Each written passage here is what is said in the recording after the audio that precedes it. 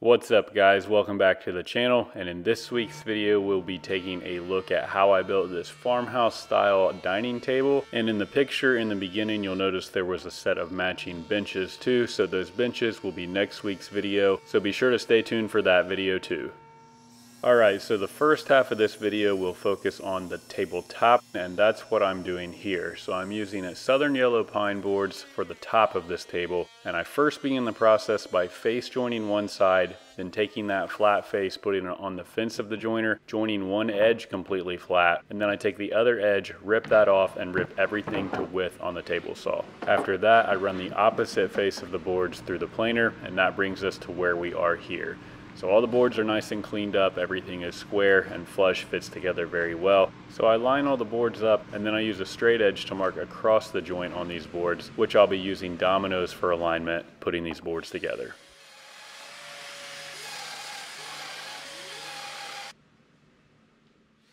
So the Dominoes will give the tabletop a little bit of extra strength, but the strength really comes from that glue joint. To be completely honest, I'm not sure I would recommend doing this step with a Domino. I can usually get a pretty good tabletop glue up using just glue and clamps, so in my opinion this is kind of just wasted time, but I wanted to see if this would work and if it would make any difference. Like I mentioned, I don't think it's worth the extra time and effort, so you could just skip this step and just do a typical glue up by laying the boards flat across some clamps.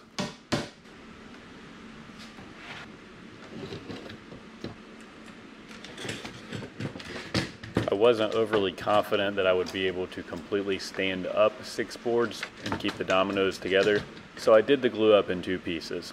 One tip that I would recommend, which you can see me here doing, is to take a piece of scrap and wedge it in between the tabletop and the clamp. That way when you tighten the clamps with some extra pressure, it won't leave a mark or an indentation where that clamp was.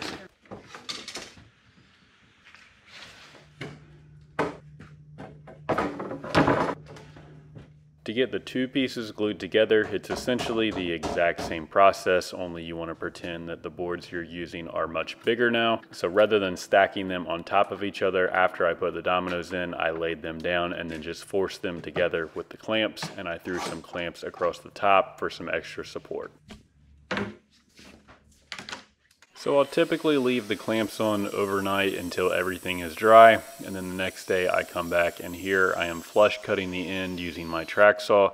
I'm planning to put breadboards on the end of this, which you can see here in this shot. So it's important that the end of that table is cut flush with a straight edge in order for the breadboard to line up.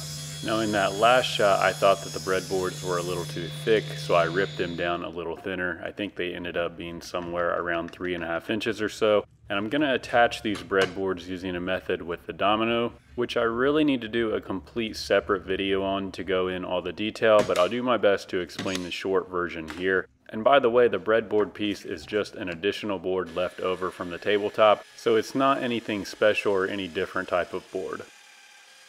Okay, so the short version for breadboard Dominoes, I'm using the Domino to cut a mortise in both the breadboard and the tabletop. On the breadboard end, the mortises are elongated, whereas in the tabletop, the mortises are the exact size of the tenon. The Domino has a setting that allows the mortises to be cut exactly the size or a little bit larger than the size to allow for movement in your joinery.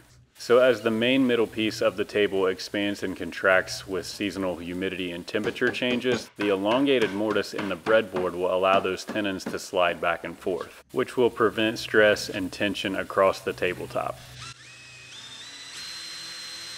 So that explains how the middle of the table can expand and contract without tension, but what about keeping the breadboard tight to the middle of the table? So what I'm doing here is using a Forstner bit to draw through the breadboard down into those tenons, and then I'll plug that hole using a dowel rod that goes through the breadboard into that dowel, which essentially pins the breadboard all the way up against the middle piece of the table. So there's nowhere for it to go because that dowel is glued in, which holds everything in place. So what you do on one side, you must do on the other. Now normally I wouldn't recommend cutting the table in half right down the middle, but when I made this table there was a change of plans on the final dimensions. So originally this started out being about an 8-foot table, but we ended up switching the table length to about 6.5 feet. So I shortened the table, put that breadboard on, flush cut the breadboards, and now you can see how much fun I'm having sanding the top down, which I then followed up with giving a detailed edge using a roundover bit and my palm router, which actually is a lot more fun than sanding, but is shortly followed after with another quick round of sanding. And then we need to fill in the knots on this tabletop. So this tabletop being made from pine, there are some knots and some holes, so a little Star Bond fixes that up quickly. And then once again, we do our final pass of sanding, which is the last step in getting everything ready for the finish that we'll put on this tabletop. So I first used the Minwax pre-stain, and then I stained this top with a combination of Minwax Classic Gray and Rustic Beige. I don't have a whole lot of detail as far as the finishing and the stain process because that's a little boring. Just make sure that you go with the grain whenever you can and try not to leave any hard spots or smear marks on the stain before it dries. The next day after the stain is dry, I clear coat everything with gloss polyurethane, let that dry, and then I sand everything down pretty aggressively using 400 grit sandpaper. You want to make sure that the top is completely smooth and you get out all of the bubbles in the polyurethane. To get rid of all that dust from sanding, you want to take a rag with mineral spirits and wipe away everything, let that dry, and then you can recoat the top with more polyurethane. So I repeat that process 3 times, and then I use this wipe-on polyurethane as the top coat and the final coat of this tabletop. This wipe-on polyurethane is quite a bit thinner, and I usually like to wipe it on with a cheesecloth or some other type of material or cloth that won't leave bubbles as you go across the top. So the same rules apply with the polyurethane finish as far as you want to go with the grain direction, try not to leave any hard marks, and on this last coat it is important that everything is nice and smooth all the way across the top because we will not be sanding anything out more on the top. So with the top finished, we'll now move over to the frame of the table, which is made from Douglas fir. And first I need to cross cut everything to length. So these are just regular 2x4s. Now if you want to make this table for yourself and you need the dimensions, you can check out the description below on this video where I have not only the dimensions but a list of all the tools and the products that I've used in this video. So just like we did with the tabletop board at the beginning of the video, we do the same exact process of milling everything up for the pieces that'll make up the frame.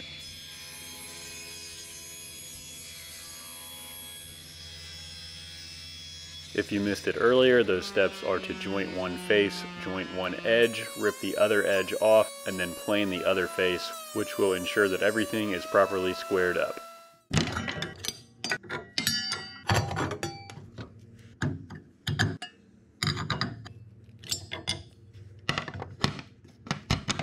I bet you've never seen anyone change a table saw blade so fast. So if you want that to go down as a world record fastest saw blade change, be sure to like this video and drop a comment below.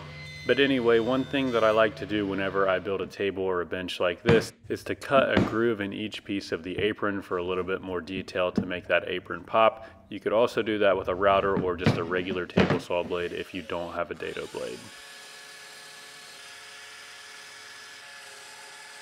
The legs that you see me using here are from Carolina Leg Company. If you haven't checked out their turn legs before, be sure to do that. But as far as how I'm attaching the aprons to the legs, I'll be using Dominoes for this. And if you're not familiar with the Domino is a really cool machine that cuts a mortise in each piece very precisely to where you can then put a tenon in to line those up, and then you have mortise and tenon joinery.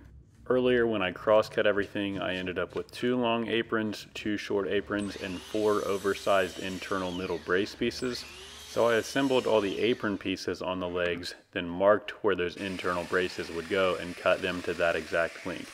That way I would know the exact length that they needed to be and I wouldn't accidentally cut them too short or to have them cut too long and not fit in the pieces when I put those braces in. So I marked lines on the long aprons for equal-ish spacing, and then I used the Domino to cut out a small mortise where I'll put the tenons in, and then these internal slats will be lined up using those Dominoes before I glue and clamp everything in place permanently. Now the Dominoes will add a little bit of extra strength, but primarily the strength of this joint is going to come from the glue. So Dominoes are more or less just to line everything up, and they just work easier than biscuits or dowel rods in my opinion.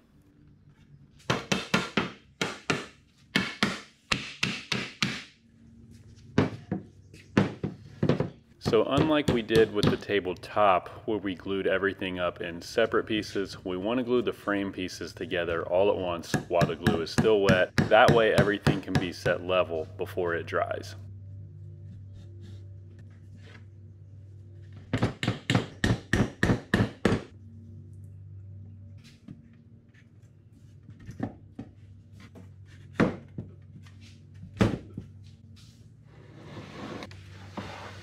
Another fun thing that I like about the Domino is because it uses these tenons. You get to hit something with a hammer. Just kidding, kind of. But in all seriousness, the Domino is so efficient, it's easy to use, and it just makes building things a lot more fun when everything lines up perfectly.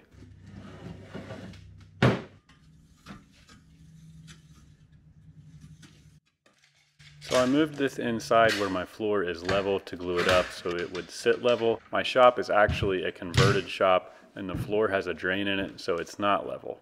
Which, now that I think about it, gives me a pretty good excuse for if anything I build is slightly off level, I can just blame the floor. Clearly it's not my fault, it has to be the floor's fault.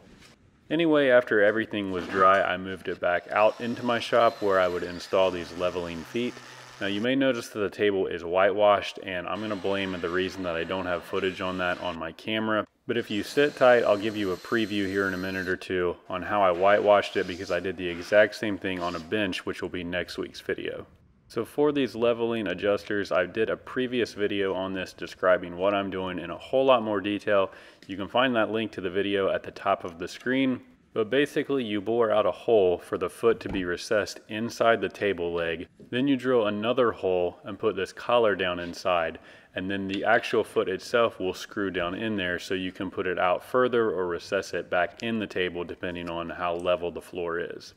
There's then a little pad that goes on the foot to keep it from scuffing up the floor, and I think it's the little things like this and the dado groove on that apron that really take the table to the next level and make it what you could consider a premium product when you give to someone. You can make a beautiful piece or table, but if it doesn't set level and it wobbles, well, that's a problem.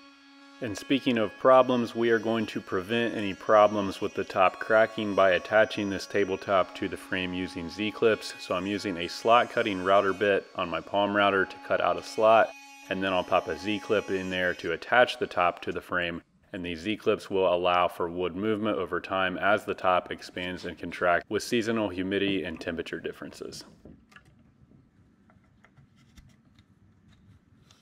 And with those Z-clips in place, the only thing left to do was to put the top on the frame, and then we can use screws through those Z-clips that go into the tabletop to secure the tabletop to the frame.